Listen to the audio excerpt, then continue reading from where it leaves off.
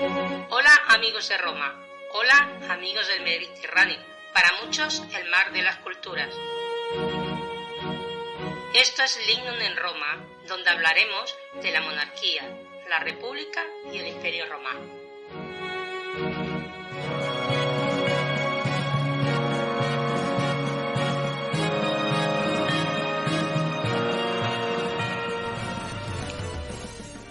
Salvete, amigos de Roma. Hoy hablaremos sobre el papel de la mujer en los inicios de la República Romana.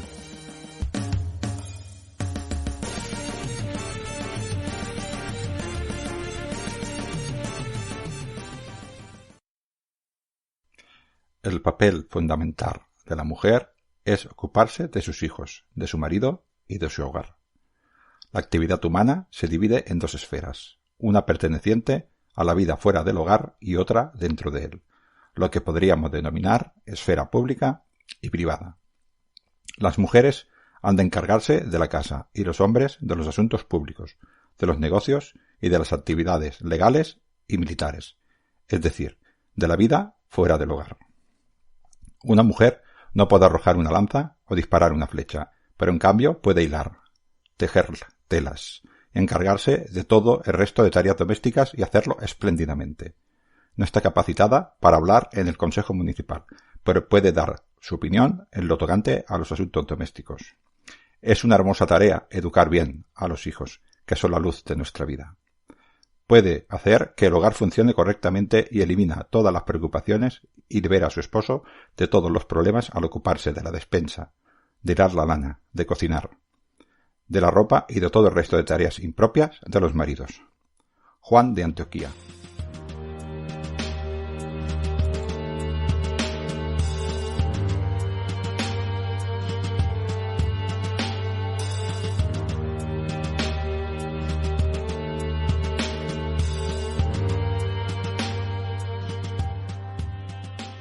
Hola, bienvenidos amigos del Mediterráneo. En esta ocasión, en este programa, hablaremos sobre la mujer en los inicios de la República, sobre el papel de la mujer en los inicios de la República, cómo era considerada la mujer y cómo la veía el hombre en este caso, ¿no?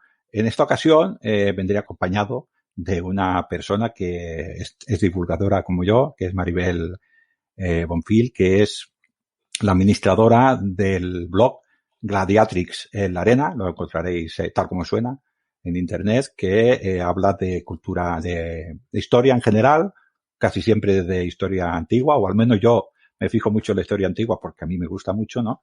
Y además está metida en una infinidad de grupos de Facebook y administra, no sé qué trabajo tiene. No soy capaz de seguirla porque tiene mucho trabajo, ¿no? Maribel, ¿cómo estás? Hola, ¿qué tal? Buenas tardes. Encantada de estar aquí con vosotros. Bueno, como he dicho, el tema de hoy es el de la mujer republicana. Soy muy pesado con este tema y siempre digo lo mismo. No podemos ver los hechos pasados con los ojos actuales. Lo repetiré en cada post que haga porque es muy importante.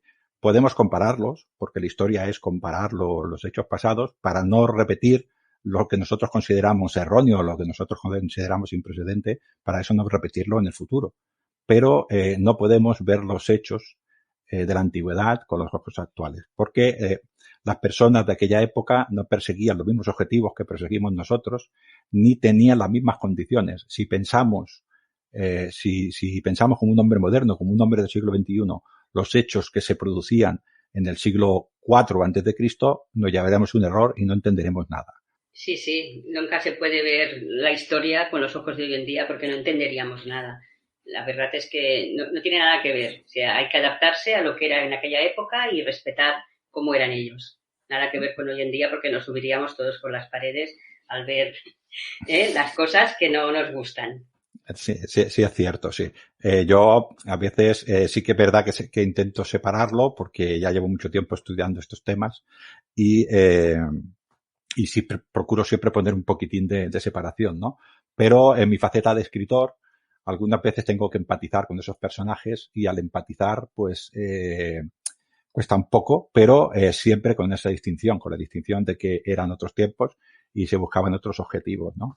¿Qué quiero decir con esto? Pues que los romanos no se levantaron un día por la mañana y dijeron, vamos a ser patriarcales y vamos a ser misógenos y vamos a ser paternalistas con las mujeres. Esto no se levantaron así. Ellos intentaron hacer una sociedad con sus condicionantes, intentaron que le fuera bien, procrear, que su ciudad, como todas las ciudades de alrededor que tenían, crecieran, y desde su punto de vista, desde el punto de vista romano, su manera de hacer las cosas era la mejor, puesto que se impusieron a todas las demás, ¿no? Esto era lo que veían ellos, desde el punto de vista del hombre. Con lo cual, llegó un momento en que el importante era el varón, el digno era el varón, porque era el que más aportaba, según su punto de vista, vuelvo a repetir, a esa sociedad. Esa sociedad era una sociedad en la que la violencia era parte de la vida, en que era muy fácil relacionarse haciendo una guerra con el vecino, y para ellos, desde tu punto de vista, el importante, el digno, el que aportaba a la sociedad, el que había que defender, el que realmente llevaba las cosas, era el hombre. Y esta situación fue la que puso a la mujer en su sitio. Así que el hombre buscaba una cosa y a la mujer la relegó a otro plano, que luego, conforme vayamos hablando en este programa, veremos que, aunque sí que es un papel secundario desde el punto de vista, dijéramos, político, o desde el punto de vista visible, la mujer siempre ha sido importante en toda la historia de la humanidad, aunque, como ha sido escrita por el hombre, no parece que haya salido tanto. Las mujeres en Roma forman parte de manera escondida. En todas las leyendas de la historia de Roma podemos encontrar la figura de la mujer. Ya podemos ver a Helena de Troya, también podemos ver el rapto de las Sabinas. En el rapto de las Sabinas, ellas mismas, las mujeres, después de tantas guerras, fueron las que propulsionaron que la paz fuera entre sus padres, hermanos, maridos, que ya estaba bien de tantas guerras. Y después tenemos el ejemplo de la violación de Lucrecia, que fue el inicio de la República Romana. O sea que no es un papel muy importante, pero sí, siempre está la mujer detrás de cualquier acto de la historia de Roma y de otras historias. Sí, no se entiende, desde luego, no se entiende el mundo sin la mujer. También es cierto que no se entiende el mundo sin la mujer, pero la mujer es una de las olvidadas de la historia, pero hay muchísimos más olvidados, yo, por ejemplo, que estudio también el mundo militar, los soldados, el soldado como individuo dentro de una centuria es también un olvidado, nadie se acuerda de ellos. El artesano que tenía su tabernae en la colina en el Aventino, tampoco habla nadie de él.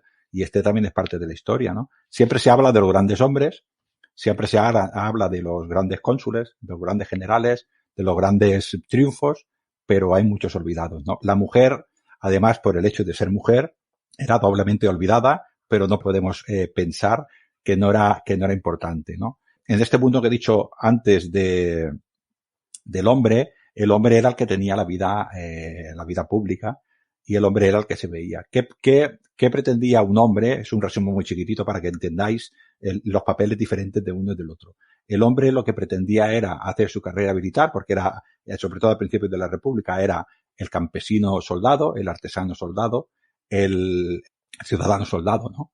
El civis romanum sum, el soy ciudadano romano, era muy importante, y la primera obligación de cualquier soldado, de cualquier persona, era servir a la guerra, y durante la mitad de su año, primavera y verano, se dedicaba a la guerra. Él hacía la guerra, volvía a su casa después de su servicio, intentaba hacer, sobre todo los grandes hombres, intentaban hacer su cursus honorum, intentaban tener descendencia, cuando más mejor, que sus hijos también tuvieran éxitos, morir plácidamente en su casa y ser reconocido, y que sus hijos le sobrevivieran.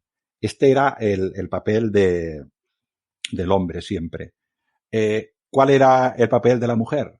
La mujer era un medio para un fin, y el fin era tener descendencia, generar esta descendencia. Sí, ellas lo aceptaban porque es lo que les habían enseñado desde pequeñas, de que tenía que ir al matrimonio y cuantos más hijos mejor. Era el papel fundamental de la mujer, el crear ciudadanos nuevos, ciudadanos romanos. También, sobre todo, hombres, porque lo que más necesitaban eran hombres, porque en la guerra se perdían muchos. Y la mujer pues ya tenía más problemas en este tema, ¿verdad, Ángel? Que Sí, ya el padre las exponía y... sí, sí, ¿no? era el entorno en el que se criaban estas mujeres. Bueno, en general toda la familia era en el entorno de un pater familia, un pater de familia, dentro del mos maiorum, dentro de las costumbres de los antiguos. En cada domus, en cada casa, había una persona que era normalmente el varón con mayor edad, que este era el padre de familia, el pater familias. Y este tenía subyugado, porque esta es la palabra, vuelvo a repetir, estamos hablando de otra época, pero lo explico para que me entendáis, a todo aquel que estaba en su casa. Y a la mujer especialmente la subyugaba. A todos, también, al hijo también. Pero a la mujer la distinguía. Cuando una niña tenía su edad, que era infant, ya le enseñaban que su hermano iba a ser educado para tener éxitos políticos, para tener vida política, para tener vida social, y a ella, que jugaba de pequeñita, con 3, 4, 5 añitos, jugaba con su hermano, ya le enseñaban que ella no iba a ser como su hermano, que ella era inferior a su hermano, que ella tenía menos inteligencia que su hermano, que ella tenía menos fuerza que su hermano y que su obligación sería casarse y tener hijos. Y eso estaba desde pequeñito. Lo que dice Maribel es el tema de la filiación. Cuando nacías, el primer derecho del padre de familia era aceptarte como hijo o como no. O no te aceptaba como hijo. Entonces, el rito dice que te dejaban en el suelo, al bebé lo dejaban en el suelo, y el padre lo cogía o no lo cogía, decía tolere filium o no tolere filium, te acepto o no lo acepto, y si no lo aceptaba, directamente lo abandonaba en la calle. Era muy difícil que un padre abandonara a un hijo, puesto que los hijos eran importantes tanto para el ejército como eran manos fuertes para trabajar, ¿no? A las hijas era más fácil echarlas. Yo he leído Ostracas del desierto. En el siglo II después de Cristo ya se abandonaban, todavía se abandonaban niñas. Sí, se abandonaban. Hay una carta muy curiosa que he leído hace poco sobre un tal Hilario que escribe está en un soldado que está en la guerra y escribe a su esposa que está esperando un hijo y le dice, curiosamente, que cuide a su hijo, que no sabe si podrá estar allí cuando sea el momento del parto, y lo que más llama la atención es cuídalo si es un varón, pero si es una hija, exponla. O sea, con esto está todo dicho. El tema de que no querían, si fuera una niña, ya no querían saber nada. Entonces, como tú has dicho, las exponían y aquí era un peligro. No las exponían directamente a la muerte, por lo que podemos haber leído. Las dejaban que alguien a lo mejor la cogía de pequeñitas, las hacían esclavas y después se prostituían. Y en algún caso también pues las deformaban, las maltrataban y las deformaban para poder pedir limosna, lo cual es lamentable. Como mujer lo vemos como qué horror, ¿no? O alguna limaña también, si lo dejaban en el bosque o a saber dónde. O sea que hay lugares que se han encontrado también, en algún caso, pues que los mataba ya la misma comadrona. Cuando el padre daba la espalda y no querían saber nada, pues ya pues lo ahogaban, o se han encontrado tumbas de muchos bebés y se supone que es el caso de esto que ha pasado. Sobre todo a las niñas. A los niños supongo que si era algún niño, algún bastardo, algún tipo o alguna malformación, sí que abandonarían a los niños. Si no, eso lo quedarían. A las hijas era bastante más fácil. Lo que ha dicho Maribel, la alternativa es te abandono, alguien te recogerá y a un lupanar, a un prostíbulo, o cosas peores. Con lo cual, probablemente alguna madre o alguna comadrona, con todo el dolor de su corazón, pues hay que verlo así. Lo que le estaba intentando era hacer un favor a esa criatura. Nosotros veríamos un asesinato, pero en aquella época no se veía así, se veía como algo humano para que esta persona no sufriera. Aunque sea duro de decir, pero es así, en un campo, un padre de familia que tuviera 3 hijos y 10 hijas, no podría mantener a tantas hijas porque esas hijas después, para casarlas, tenía que dar dote. Y eso era una carga para ese hombre. Y ahora nos resulta muy duro de decir, pero si él alimentaba a toda esa familia, no tendría recursos. Y al final, ¿quién moriría? ¿No? Y hay que ponerse en una situación de supervivencia en el que ya le están diciendo a ese hombre cuando ha nacido, ya le han dicho que la mujer vale menos que el varón. Él ya tiene esa condición de nacimiento y no se plantea otra cosa.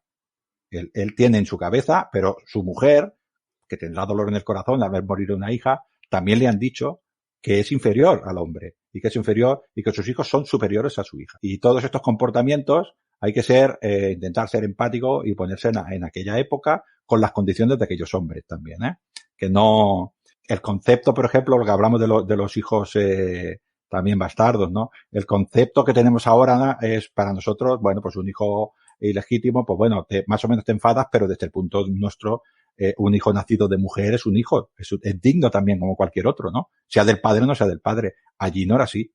Era una deshonra para toda esa familia. Deshonraba al padre. Y además de una manera pública. Y el honor era una cosa muy importante. Era más importante que la vida. De su mujer, de su hija y de sus hijos.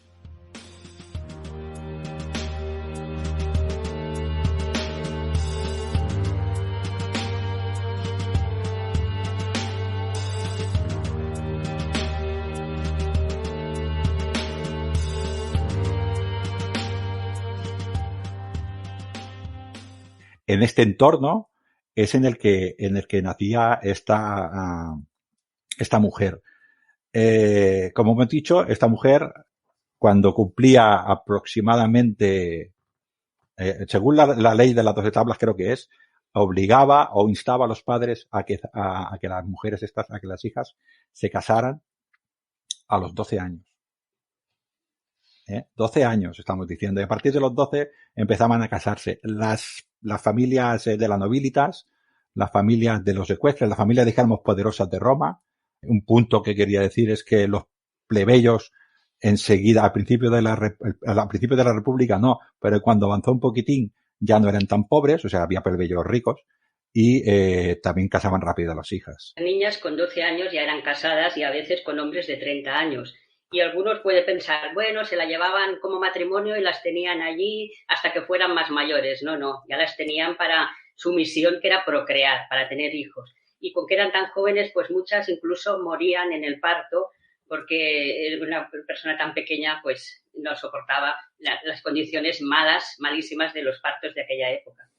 Claro. No los adelantos de hoy en día. Y hoy en día también una niña pues no estaban preparadas para la vida dura. Y también en este momento, que si una mujer conseguía tener más de 3 hijos varones, ya se la consideraba la sumum, ¿no? La matrona número 1, y se la respetaba y se la dejaba pasar, ¿no? Y el sumo respeto, porque era tan importante tener varones, era muy importante para la sociedad romana de la época. Era puntualizar esto. No, sí, lo que has dicho era muy importante tener hijos. Muchas mujeres, lo que has dicho, con 12 años, no están físicamente todavía preparadas para engendrar hijos, porque no tienen todavía la forma de mujer, no se le ha hecho el cuerpo físicamente. Los hombres se casaban un pelín más tarde, sencillamente porque lo hemos dicho. Cuando ellos alcanzaban la mayoría de edad, 15, 16, depende, ¿no? Porque dependía un poquitín del padre, la obligación de ese hombre era ir a la guerra y hacerse un poquitín, con un poquitín de patrimonio. Y cuando normalmente ya tenía un poco más de estabilidad era cuando se casaba, lo que has dicho, 25, 26, 30, la edad que tuvieran. ¿Qué pasaba? Que esa era la edad en la que el hombre empezaba a procrear. Y el hombre no tiene ese problema general, pero la mujer tiene un ciclo de fertilidad que empieza, depende de la mujer, en la adolescencia, la pubertad, mejor dicho, en la mujer, y luego, pues al final, depende de la mujer, a los 50, depende de la mujer, 47, 60, hay mujeres que, ¿no? Tienen ese ciclo. Y ellos tenían que aprovechar todo el ciclo fértil para aprovecharlo todo esto. Bueno, aquí quería puntualizar también un poquito que cuando una mujer ya dejaba de ser fértil, para ella se terminaba la vida sexual. Ya no podían tener relaciones, estaba muy mal visto si alguna la quería tener y eran motivo de mofa, de burlas, y hay un montón de escritos de que se reían de una mujer mayor, que se consideraba mayor cuando ya no podía tener hijos, con la menopausia. Pues ya no servían, ya fuera. No podían tener, sí, como madres, abuelas, pero nada de tener sexualidad. Y era un tema... No sirve, si no puedes tener hijos, ya no tienes que tener ningún tipo de sexualidad. Era lo que tocaba vivir en aquella época. Sí, incluso como comentas, lo que hemos dicho, a una chiqueta, a una joven pequeñica, le llamaban puela antes de casarse, o virgo, ¿no? Virgen. se casaba, entonces era una uxor, una mujer casada, ¿no? O se llamaba también konungs o algo así, donde viene la palabra cónyuge. Bueno, después lo que has dicho era matrona. A la mujer que ya no tenía hijos incluso le tenían un nombre, o sea que ya no podía engendrar hijos, la llamaban anus. O sea, a la mujer la identificaban por su capacidad de tener o no tener hijos. Esta era porque era su misión. La misión de la mujer era tener hijos, ¿no? Como hemos dicho que esta es la misión, tener hijos, vivía en una sociedad patriarcal, patrilineal y patrilocal, o sea que mandaba el hombre, la herencia pasaba de hombre a hombre. Estoy hablando desde el principio de la República, después ya se arregló un poco, ¿eh?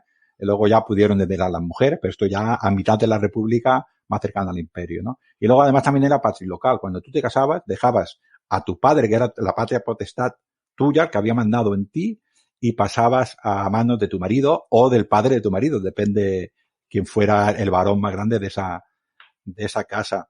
Y siempre eras considerada menor de edad. Tu hermano con el que has convivido toda la vida, que probablemente lo querrías y él te querría a ti también, él iba a tener una vida pública, una vida o no, pública de éxito, porque igual lo mataban en la guerra, que también los hombres tenían una vida duda, no vamos también no vamos a negarlo, ¿no? Pero a ti ya te decían que no. Y tú siempre ibas a ser considerada menor de edad. Así que siempre te trataban como tal. Esto era ya en tu casa. Y cuando llegabas a casa de tu marido o a casa del padre de familia, estaba subyugada no solamente al padre, sino también a la matrona que hubiera allí. Con lo cual, suegra. La suegra, sí, las suegras siempre son suegras, ¿no?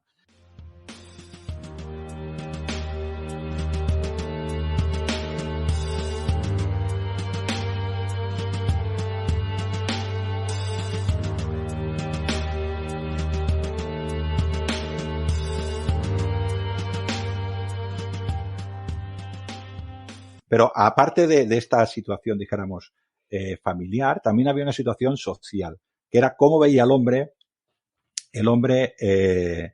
a la mujer. La mujer para un romano era inferior intelectual y físicamente. Incluso no tenía dignidad, no podía, porque no era capaz de decidir, como no tenía valor, no tenía vir, pues no se le podía considerar, no podía hablar en el consejo porque no tenía conocimiento, no podía servir en el ejército, no podía ser escuchada porque no tenía capacidad de aprender, ¿no? Yo tengo aquí un texto de un tal Lucius Junius Columela, que es de la Bética, creo que es del siglo I después de Cristo, y el texto dice: la naturaleza de la mujer fue adaptada a las tareas domésticas y la del hombre a las actividades del exterior. Por ello, la divinidad asignó al hombre la misión de soportar los calores y los fríos, así como los viajes y los trabajos de la paz y de la guerra, es decir, las tareas del campo y del servicio militar. En cambio, a la mujer, a la que no hizo apta para estas funciones, le confió los trabajos domésticos. Uy, Columela machaca mucho a la mujer, Columela, a mi pensamiento, porque tiene que estar en casa, ser obediente, dedicarse a hilar, a cargar la lana, a cuidar a los enfermos. Si es tiempo de que no puede hacer tareas, por ejemplo, en el campo, la mujer también colaboraba en el campo con el marido, y tiene un escrito sobre la campesina, la huílica se llama, que era la mujer normalmente del administrador de la finca, porque algunas mujeres que eran dueñas de la domus, pues ya no se preocupaban tampoco mucho del campo y tenían un administrador, y la mujer del administrador, esta campesina, ayudaba en las tareas. Su papel era muy importante de esta mujer, que lo introduzco aquí. No solamente se cuidaba del hogar, sino que también en algunas tareas del exterior, como por ejemplo cuando se ordeñaban las cabras y ovejas, estaba presente. Pero Columela la pinta como que tiene que estar siempre dentro de casa, incluso cuando haga frío, no puede estar fuera, no puede estar ociosa, tiene que estar trabajando y haciendo las faenas, no tiene ningún caprichito. O sea que aquello de distraerse, para nada. O sea, bastante durilla, solo trabajar, trabajar y trabajar. Me llamó mucho la atención de decir, jolín, qué explotador. que era el Señor. Y este ejemplo ha sido como mujer virtuosa, pues luego por Catón también habla de la mujer virtuosa en el campo, en las tareas del hogar, textiles y todo lo que sea del hogar. Es la virtud de la mujer, tener hijos, cuidar de los niños pequeños, porque luego ya no se cuida de la educación ella, y la casa, el hogar, nada más. La única distracción de aquella época de una mujer podía ser cuando iba a la fuente, al mercado o a lavar la ropa. Nada más. Esto es lo que tocaba. Sí, es una cosa es lo que realmente hace la mujer en una casa, porque probablemente era muchísimo más importante de lo que nos dicen las fuentes, solo por el hecho de convivir, de estar con el marido. Las mujeres, yo ya lo digo como hombre casado del siglo XXI, aunque no te pidan las cosas y no te digan las cosas, te condicionan por el hecho de vivir contigo.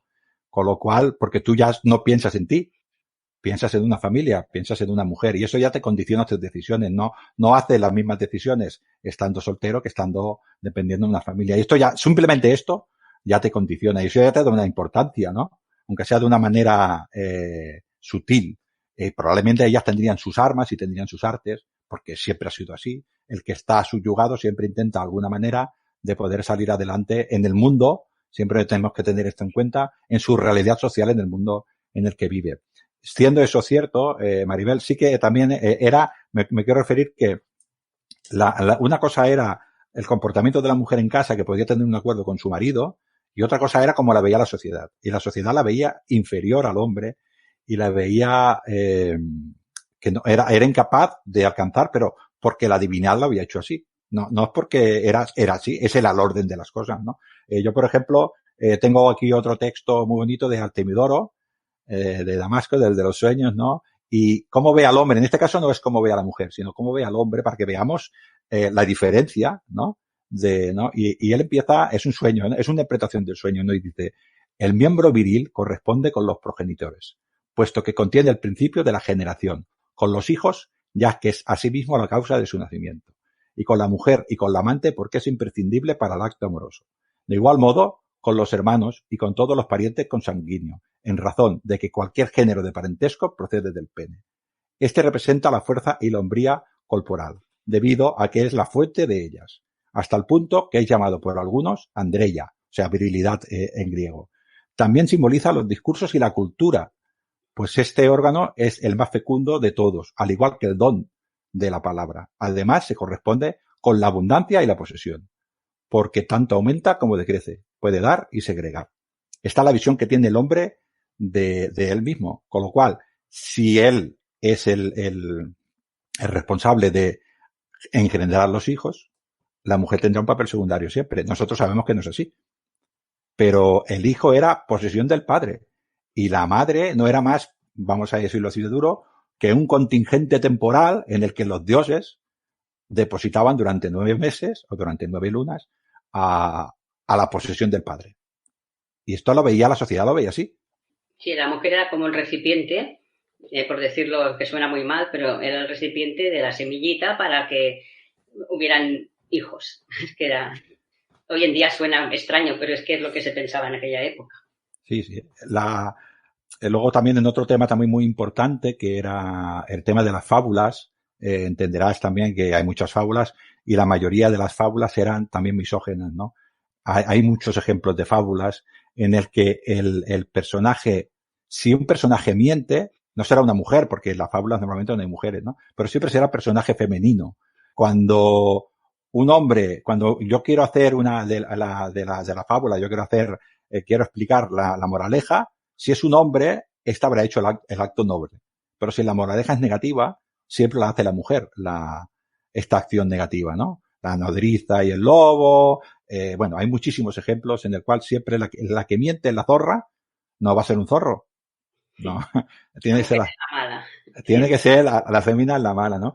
Y luego, otra cosa, por ejemplo, también que lo digo porque son ejemplos para que se vea que era esto, impregnaba en la niña desde pequeñita, impregnaba en la adolescente y se lo hacían ver y ellas lo veían así y probablemente lo sentían así.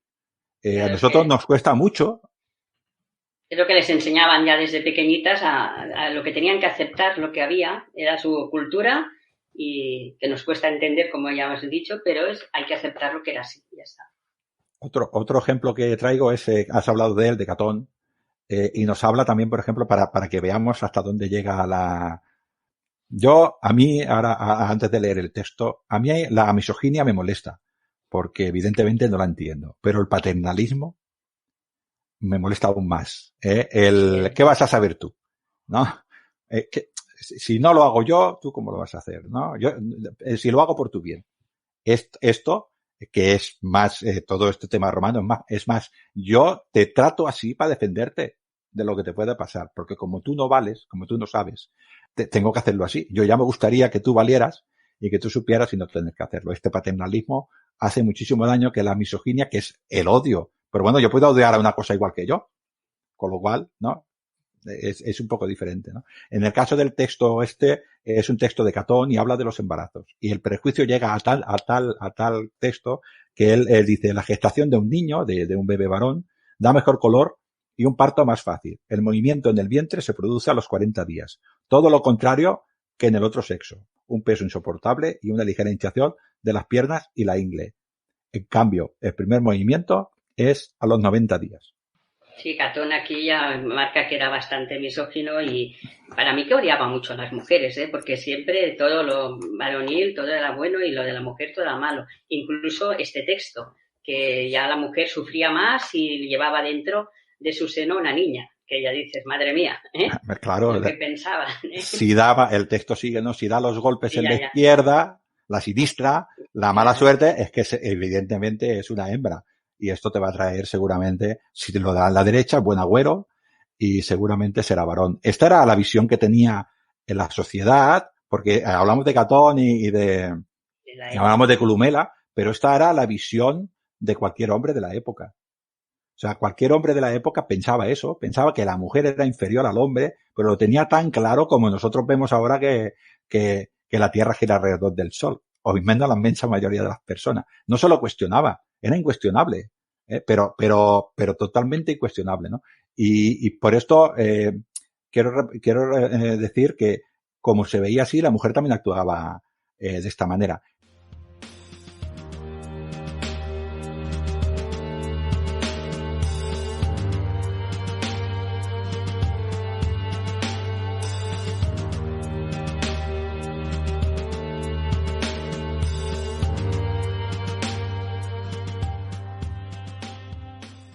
También es verdad lo que has dicho antes, que has comentado, Maribel, que era lo de la matrona. También tenía un cierto reconocimiento a la matrona. Una mujer, pero ya no solamente por parte de la sociedad. Yo estoy convencido, Maribel, que también dentro de las mismas mujeres. La mujer que tuviera 3 hijas seguidas sería una desgraciada. Ella misma se sentiría desgraciada. Seguramente. Ella misma ya decía, no sirvo, qué mal. A lo mejor permitía que el marido tuviera otros hijos con otras mujeres, seguramente, que estos casos se permitían. Hay algún caso de alguna mujer que aceptaba que mi marido, con que yo no le puedo dar hijos, pues que tenga un hijo, yo lo cuidaré porque lo podían adoptar. Y hay historias así, porque se veían ellas fatal por no haber podido tener hijos. Bueno, es que, claro, sí, la mentalidad. Claro, si a ti te educan con la mentalidad de tener hijos y servir a tu marido, y tú alcanzarás la felicidad dándole hijos varones a tu marido, y tienes que, si tú no logras este objetivo, si tu vida es esta, no alcanzarás la felicidad nunca. Te quedarás siempre atrás o sea, para un objetivo, también, yo ahora me viene la anécdota, ¿no? Todavía he oído, estamos en tiempos modernos, una mujer decirle a la otra, no te casas, te se va a pasar el arroz. O sea que todavía... Sí. Esto todavía se dicen, ¿Y no tienes niños? ¿Cuándo los vas a tener? Uy, eso es muy pesados, en este tema. Aún hay gente que casarse es tener hijos, Claro, tener tu felicidad es ser madre y tener hijos, que no tienen nada que ver. La felicidad no tiene nada que ver. La felicidad se basa en los objetivos, en tus esperanzas, en lo que tú esperas. Si tú eres una mujer romana de principio de la República y a ti te han enseñado que el éxito está en darle el mayor número de hijos varones a tu marido, si tú eres capaz de darle el mayor número de hijos a tu marido, tú serás feliz, porque es el objetivo de tu vida, lo que te han enseñado que tienes que hacer. Y cuando se los des, como te han enseñado eso, tú también esperarás el reconocimiento, lo que has dicho de la matrona. una mujer que le daba 4 hijos varones a su esposo, cuando el esposo se ponía un poco, decía, que te he dado 4 hijos, cuidado, que no soy como esa que solo da hijas. Ya tiene más poder esta mujer seguramente dentro del hogar, porque le puede pedir algunas cosas al marido que en público no pueden, pero en privado seguramente ya mandaba un poquito más porque le hacía callar, ¿no? Claro, y luego el marido presumiría, diría, mi mujer me ha dado 4 hijos, qué suerte que he tenido, y le pediría a los dioses, jolín, qué afortunado soy, que me da tanto. Felicidad. Claro, esto le aportaba felicidad. Lo que he dicho, la felicidad se debe en objetivos. Si yo, ahora en el siglo XXI, mi objetivo es ir a la luna y no llego, seré infeliz toda mi vida. Si mi objetivo es comprarme una casa al lado del mar de 40 metros cuadrados y lo consigo, seré feliz. Los objetivos son diferentes, pero los he alcanzado, ¿no? Y esto lo digo porque no nos pensemos que una mujer en esa época no podía alcanzar felicidad, también alcanzaba feliz y también alcanzaba el reconocimiento. En el caso de la matrona, estaban las fiestas que eran el 1 de marzo, lo que has dicho de la importancia de la mujer. El 1 de marzo, en teoría, era el día del nacimiento del mismo dios Marte, el día del nacimiento de Rómulo, era el día del rapto de las Sabinas, ese día se celebraba todo esto, y toda Roma celebraba el día del nacimiento de Marte y celebraba las matronalias. En las casas se hacía fiesta, los maridos le regalaban cosas a las mujeres, Roma le reconocía a las matronas este servicio que hacían, en ese caso, por las repúblicas. Y esto para la mujer debería ser muy importante. Una mujer que vuelvo a repetir, que le han enseñado desde chiquitita que su objetivo era tener hijos, que su objetivo era casarse con su marido, no darle problemas, y crear descendencia, cuando era reconocida. Una de las partes de esta ceremonia era que el marido, ante los dioses, rezaba a su mujer. Ese día le hacía un rezo a su mujer. Eso para esa mujer debería ser como un triunfo para el hombre. Un orgullo. Para ella un orgullo de lo he conseguido, lo que se esperaba de mí, ya lo he hecho. Crear más ciudadanos, era sobre todo hombres. Claro, sí. Y luego, aparte de esto, las pequeñas, las hijas de la casa, veían ese reconocimiento a la madre y ¿qué querían ellas? Alcanzar lo que alcanzaba la madre. Esto es una manera de ir encauzando. Vemos que las cosas no son por casualidad, está todo, y esta niña está aquí. Lo que has dicho antes de virtudes, también se reconocían mujeres, a las mujeres también se les reconocían, igual que los hombres tenían la pietas, tenían la frugalitas, tenían, todo este tipo de virtudes privadas, a las mujeres también se les valoraba si eran fértiles, si eran castas, si eran buenas amas de casa, si trabajaban duro, lo que has dicho. Hay un fenómeno muy curioso que es el de hilar la lana. Es el típico, una mujer casta, una mujer que te da hijos, una mujer que hila la lana, ese hombre iba por toda Roma presumiendo. Lo que le pasó al marido de Lucrecia, que presumía de las virtudes de su mujer, y entonces pasó lo que pasó, que fue presumiendo, les dijo ya sabéis la historia, ¿no? Que venid, que os enseñaré a mi mujer. Fueron a casa de otros y estaban de fiesta las señoras, pero la señora Lucrecia estaba de allí hilando y tal, en la gran virtud, pero con la mala suerte que el hijo del rey, sí. Tío creo que se llamaba, ¿no? Pues ya dijo... Sexto Tarquinio. Sí, la quiero para mí. Y ahí empezó el problema. Y ya una mujer, el fallo que hizo su marido es presumir de la mujer. No tenía sí, bueno, es una leyenda magnífica, ¿no? Yo también sacaría luego al final otra historia, que es cuando ella muere y el padre, ¿no? Ella le dice, me ha violado. Y el padre le dice, pero Lucrecio, ¿no? Julio Lucrecio le dice, hombre, pero te ha violado, tú lo has dicho que no, tú no has cometido pecado, ¿no? Y el marido le dice, no, hombre, si no estaba en tu pensamiento, tú no has hecho ningún pecado. Y ella dice que qué puede haber en una mujer cuando la haya poseído un hombre que no es su esposo, ¿no? Y que nadie en Roma pueda alegar su nombre, el nombre de Lucrecia, cuando pasa una cosa de estas. Y se mató. Esto es un ejemplo para decir la castidad por encima de todo. Sí, la virtud. Ella no quería que se hablara mal y que no se sentía ya, por decirlo, limpia. Me ha pasado esto, yo ya no tengo derecho a nada. Y por eso se suicidó. La frase final es, ¿cómo era? A ver si me acuerdo.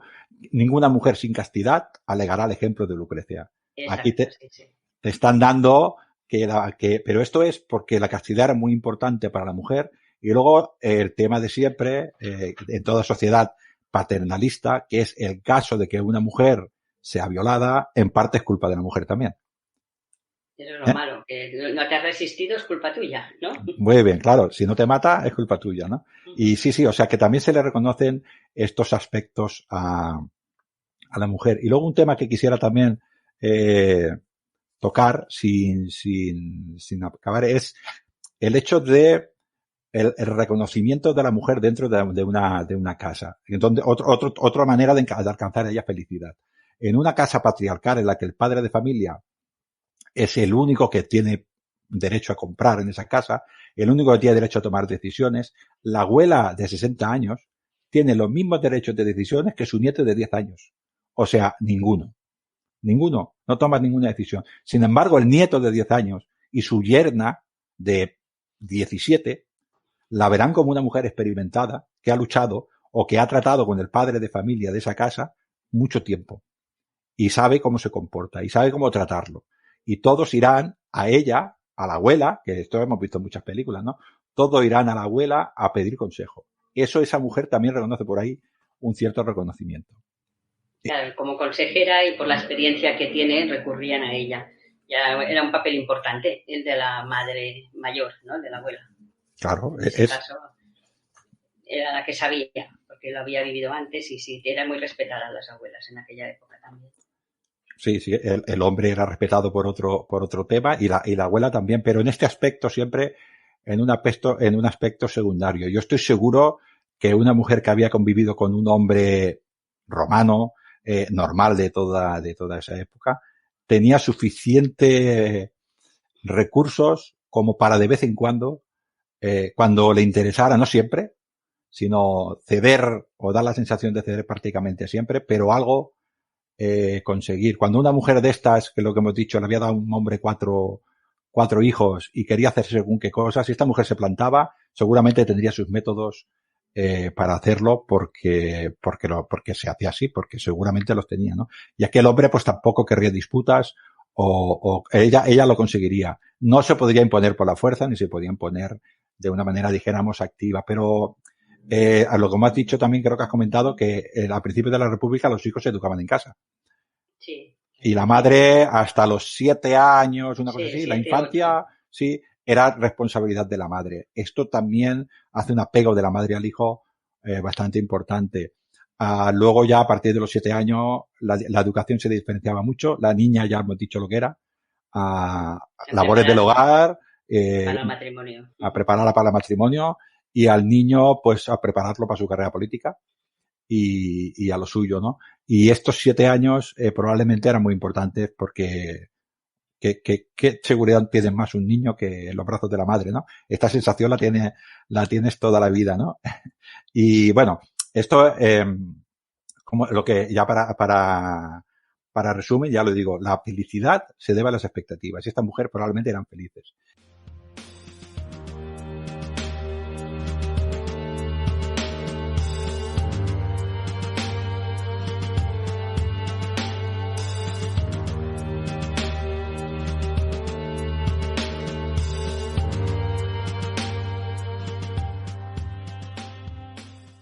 El concepto de feminismo no existía.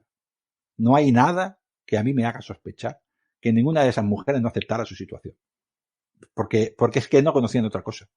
No podían compararse con otros, es que no podían. Ellos las mujeres de alta sociedad todavía viajaban con sus maridos a algunos sitios. Pero es que las otras nacían en Roma y no salían de Roma. Y si nacían en una granja, lo más que habían ido era al pueblo a vender con su marido y habían vuelto. No conocían nada más. Salían de su casa para irse a casa de su marido y de su esposo. Y ese era su mundo. Y dentro de ese mundo, ellas se desenvolvían. Intentaban buscar pues, su gratificación en esto. Movimientos de liberación no había en esa época. Por suerte ahora sí. Para mí estamos en la revolución. Hablo de la época moderna. Para mí creo que estamos viviendo una de las revoluciones más importantes de la historia, social en este caso, que es la liberación de la mujer. Nos queda mucho que hacer todavía, por desgracia para mí al menos, pero estamos en ello y claro, 15.000 años de historia no se logran cambiar en unos años, ¿no? Y cuesta, nos tenemos que ir cargando el paternalismo y estas cositas, pero esto lo vemos nosotros ahora. En las sociedades preindustriales, la mujer no tenía este pensamiento. En la época romana también la mujer se consideraba ya más liberada que la griega, porque la griega había estado mucho más sometida.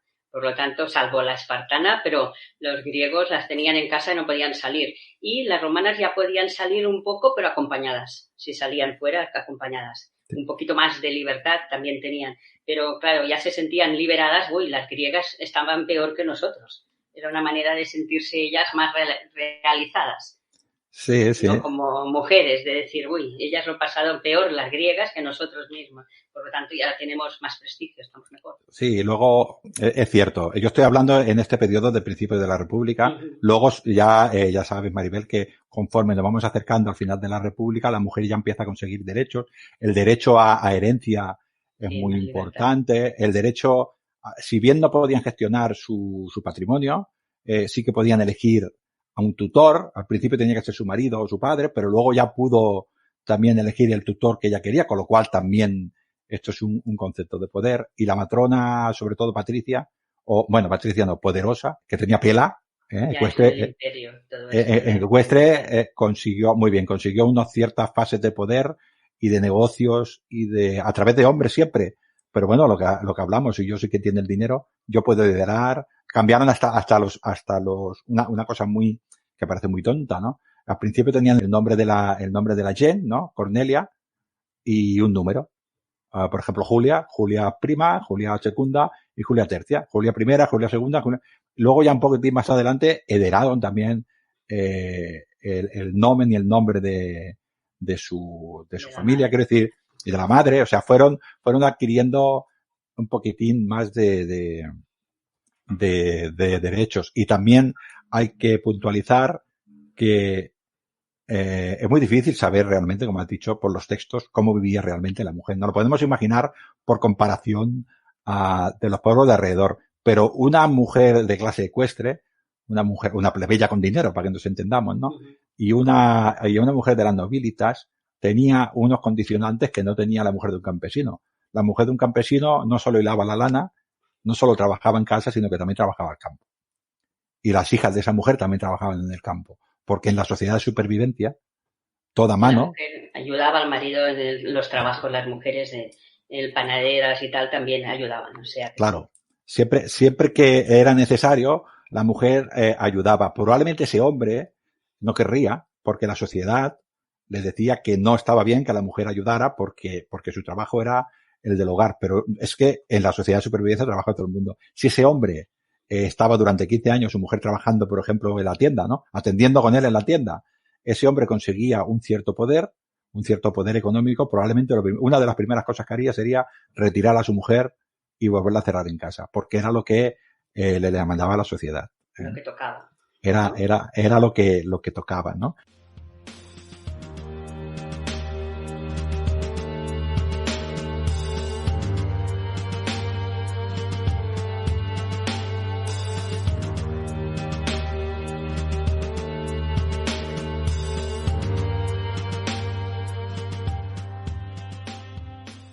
¿Quieres añadir algo más antes de acabar?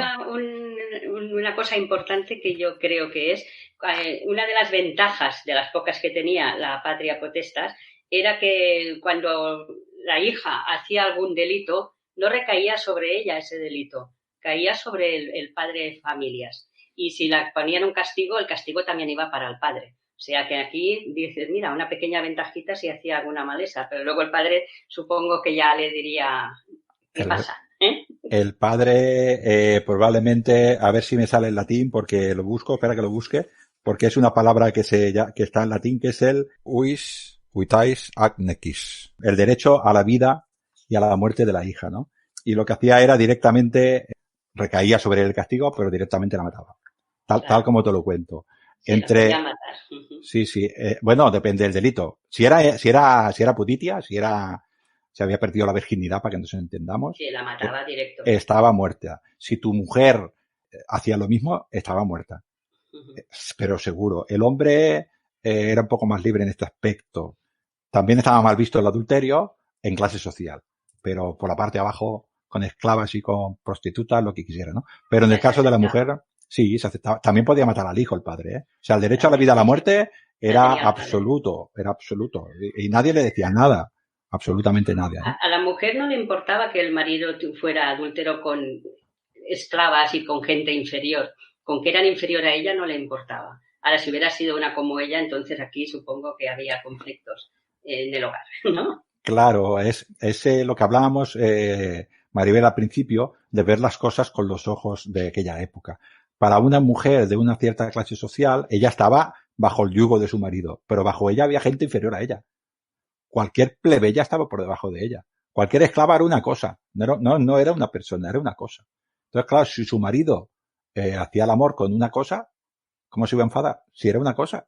Por eso no lo aceptaba. Decía, no importa, no es nadie. No es nadie, ¿no? Desde nuestro punto de vista nos parecería que no, pero ella lo veía así, porque era la sociedad en la que veía la realidad social, lo digo continuamente, lo hacemos nosotros y la vemos nosotros y nos condiciona nuestros comportamientos. Lo que para nosotros ahora mismo nos indigna, en otras épocas era una cosa muy normal, incluso se creía que era justa. Al principio he dicho que la violencia era parte de la vida. Nosotros ahora eso la vemos abominable. Pero es que en Roma la violencia la ejercías con tu hijo, el varón, hablo, la ejercías con tu mujer, pero la ejercías con tu vecino y la ejercías con la ciudad de al lado. Si la ciudad de al lado te quitaba una tierra, tú no mandabas a nadie a hablar, mandabas al ejército y a morir gente. Era la manera de ver las cosas. Una sociedad violenta es lo que era. Era así. En la antigüedad todas son violentas. Todas. Sí, que a veces no solo Roma. Claro, a veces hablo y parece que los etruscos eran más buenos, o los samitas, o los umbros, o los de Bosco, o los, yo qué sé, o los de Capua, o los de Tarento. Eran todos iguales. Tarento no conquistó Italia porque no pudo. Pero si no lo hubieran intentado, ¿cómo? Utilizando la violencia. Bueno, al final hemos visto, Maribel, que estos temas siempre van hacia un lado o hacia el otro, ¿no? Pues, bueno, espero que os haya interesado esta charla y pronto volveremos con Maribel, que seguro que se anima. Muchas gracias. Has sido muy amable.